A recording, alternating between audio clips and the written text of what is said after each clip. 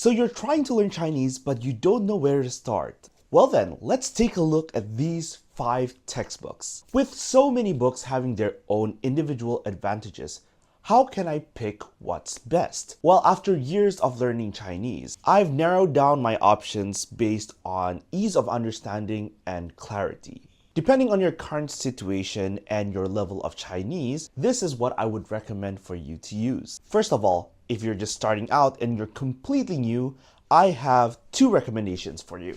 The first book is good old reliable HSK Textbook, and this is a bit controversial. There's going to be a lot of people disagreeing with me, but I do think that the HSK textbook is a good starting point. The HSK textbooks ranges from HSK 1 to HSK 6, each dedicated to the benchmark test officiated by the HSK board. A lot of tutoring centers use the HSK textbooks, and for good reason. It's because that everything that you're going to be tested on the HSK test are going to be based on what is inside the contents of each HSK textbooks. The vocabulary inside the HSK test is very clearly defined. So if what you're looking for is a good HSK score or a high HSK score, then I would highly recommend the HSK textbook. However, I do have my own complaints about it. I don't have any problems with the content. My biggest problem is the sequence of how vocabulary is introduced. For example, when it comes to introducing currency, currency is something that we use on a day-to-day life. However, I think the concept was introduced way too late. I can't remember which HSK it was, but it was much later than you would expect. I think the reason is because the HSK progression actually follows the primary education system. So, of course, you don't really learn currency right off the bat. You would learn some things about fruits, you would learn about colors. And so the HSK actually follows that system as well. So you can expect that when you learn using the HSK textbook, you will learn very fundamental things that you may or may not care about. There are many other videos on YouTube that you can check about the complaints of this textbooks. Again, it's not perfect, but if what you're aiming for is that HSK certificate, I do still think that it's quite a good textbook to follow off. Even if you're going to use other textbooks, I do think that it's still a good idea to have this on the side because, well, based on personal experience, it did help me pass my HSK 4 exam, and I'm going to use the HSK 5 textbook as well because I'm going to prepare for the HSK 5 exam. Then there's the second option, which is more suitable for adults, and personally, my favorite textbook. Introducing the East China Normal University textbook. I'm not sponsored, I know. I am currently studying in East China Normal University. I don't use this textbook in my classroom, but I still have it, and I do think it's a really good textbook. So, over the course of 1 year, so there are 40 chapters in total. It comes in 2 parts. This is the 上册, there's also the 下册. Over the course of a year, you can go from complete beginner to getting your way around town, right? Just by following this textbook alone. And this is a proven fact because East China Normal University has their own language program and uses their own textbook. What's so nice about this textbook in particular is that they use the same cast of characters throughout the entire book. They also have different scenarios. That is not only a monologue, but also dialogue. So there's a mix of both. They also introduce grammar structures and follow very loosely with the HSK vocabulary sequence. They have dialogues, they have essays as well, and they have lots of practices. This first part of the textbook will get you from complete beginner to about HSK 2 or HSK 3. The second part of this book, from chapter 21 to 40, will get you to about HSK 4. Once you finish this textbook and the other one, you should be able to have a decent conversation with not only locals but other Chinese-speaking people. But it won't be enough for you to speak in a more professional setting. For you to speak in a more professional setting, you would need to have at least an HSK 5 to 6. This just so happens to be the minimum requirement for you to study in any university in China. If you want to go for your bachelor's degree, then you would maybe need an HSK 5, while the higher top ranking universities normally require you to have an HSK 6. So where do you go from here? You can either pivot to the HSK 5 or HSK 6 textbooks that the HSK textbooks provide, or you can use this textbook. This right here is a textbook published by the Beijing Language and Culture University, so more commonly known as the BLCU. This is the reading textbook. They have the listening textbook and the speaking textbook. Don't use it, it's not that great. So as you can see here, it has a long list of catalog when it comes to their series on Chinese textbooks. This is one of the many reasons why the BLCU textbook is more popular, because it's just more complete.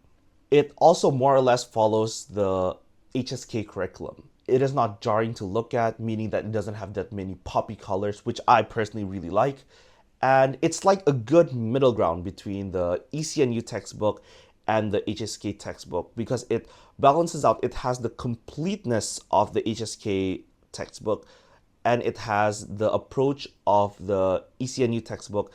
You can easily transfer from the ECNU textbook to the BLCU textbook.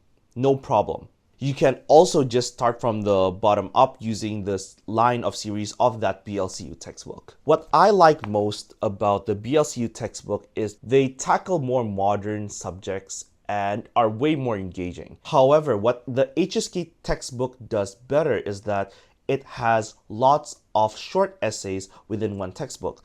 When it comes to the ECNU and the BLCU textbook, every single chapter has their own dedicated text. But when it comes to the HSK textbook, it has short paragraphs and it repeats the learned words over and over again, which is really good for revision. But let's say you've got the basics down pat and you realize that the advanced topics are about history, culture, and those are not what you're looking for.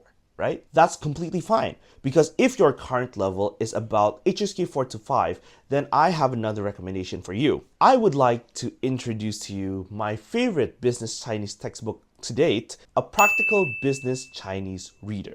So there are many things that this textbook does right. The dialogue, the complex grammar, the context of it all, it's perfect. It covers everything from payment methods, how to book a hotel, how to book a restaurant, even down to complex negotiation tactics. If you're ever considering on taking the business HSK test, this is the perfect textbook for you. However, it won't let you necessarily ace the test. You see, the textbook comes in two parts, the first and the second part. They're both really good. It gets increasingly hard very, very fast.